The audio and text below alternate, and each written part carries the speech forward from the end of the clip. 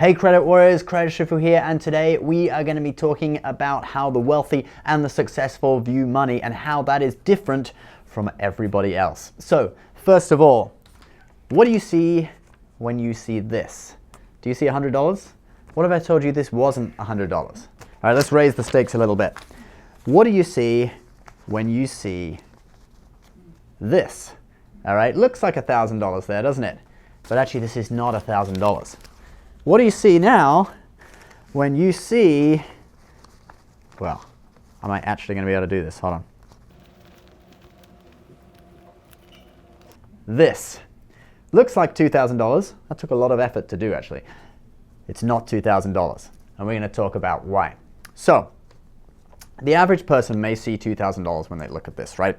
But someone who really understands money and how money can work for you will see this, and they won't necessarily look at it and think $2,000. They may think a guaranteed $100 a year for life. Okay, so for example, if you invested this in, say, a stock or some kind of investment, in a bond or something that paid you a guaranteed 5% return, or or close to guaranteed, you might have to switch for a different stock after a few years or whatever, but a 5% dividend per year. So 5% of $2,000 is 100, so that'd be a guaranteed $100 every year for the rest of your life, or however long you held this stock or bond or whatever you bought with a 5% return for. And if we look at it over 30 years, you would have earned $3,000 off of this $2,000 investment, and your $2,000 would still be there. So that's actually $5,000. So this $2,000 here over 30 years is actually $5,000 using this example. Now let's look at another example, investing in the stock market, say a fund that tracks the S&P 500. Now the S&P 500, over the course of decades, the last sort of 100 years, it's grown an average of 10%. When we adjust that for inflation, it goes down to about 7% return on average over decades sort of time frame. So if you invested this $2,000 in the S&P 500 for 30 years at 7%, this would end up being $15,224, okay? And that's not even accounting for reinvesting dividends or anything like that. That's just the 7% growth of the S&P 500, $15,000. So when a rich person looks at this 2,000, they're going to see 15,000.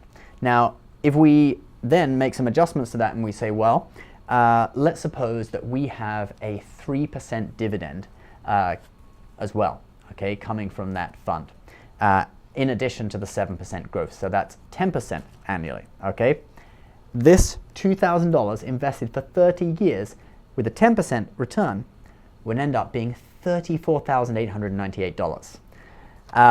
And just one more example, if you invested this $2,000 and then every year you invested another $2,000 at 7% growth with a 3% dividend that you reinvested each year, so 10% return, you're going to end up with, I got the figure here, $396,785 after 30 years. What I want to achieve in this video, other than providing a great thumbnail opportunity so that people click and watch it, professional YouTuber here, is to say that rich people view money differently. They view money as an asset, they view money as a commodity, and they view it as something that can work for them. And rich people, unlike your average Joe, they tend not to buy as many liabilities.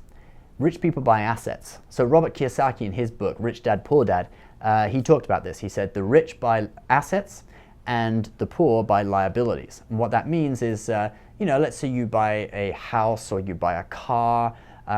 Those things are all liabilities. They're gonna, a car devalues with time. You have to insure it. You have to do maintenance. You have to put gas in it. A house also, you've got to pay property taxes. You've got to do maintenance. All these things bleed money, all right? Now, you can obviously make them work for you, like a house. If you rent it out, it could become an asset because it's bringing in money each month. A car, maybe you're a chauffeur or you drive Uber and it does make money. But in general, these things are liabilities. Also, any kind of luxury item, if you buy anything on credit, that's all a liability. But what the rich do is when they get money, they tend to use it to buy assets. and then they get income off those assets, which they use as their, daily income. Okay, so, a big example of that would be buying stocks or buying property. And I have this mindset now, I may be more closer to just starting out on this path of, developing my finances, but already whenever I get some money, I'm already thinking like, oh, what stocks can I buy with this? Or what companies have had a little bit of a dip in their valuation recently and I can buy the dip and then get a good deal, or whatever. And after you get into that mindset, it really becomes a habit. And you kind of never look back. And once you see your stock portfolio growing with those sort of exponential gains, like we showed you in those few examples, every time you get, say, well, here this example is $2,000, but more regularly it would be like say $500. All right, I normally buy stocks in batches of about 500. You need to be about 500 to offset the fee. It's $4.95 with Schwab, so I want to kind of offset that fee of buying it.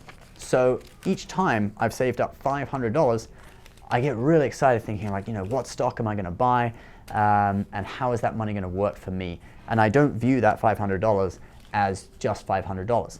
I view it as, I don't know, however, $25 a year guaranteed for life, or, $5,000 in 30 years time, or whatever. So there's a little bit of an introduction about how the rich view money differently. And if you want to develop a entrepreneurial mindset and a mindset that's really going to help you achieve financial freedom in the future, this is one of the first steps, I believe, to walking onto that path, is to view money as a commodity, as something that you can use to work for you and generate wealth for the future. It's not just something to spend. All right, guys, what are your thoughts on that? I actually wanted to do it with like $5,000 or something, but I didn't dare to take that much money out of the ATM, walk down the street in New York City with thousands of dollars in my pocket. Anyway, so what do you think of this video? Please leave your comments below. Do you share this mindset? What are you investing in? I'd love to hear your thoughts about that. As always, please subscribe for more credit card and personal finance tips and tricks almost every day, and we will see you next time. Bye-bye.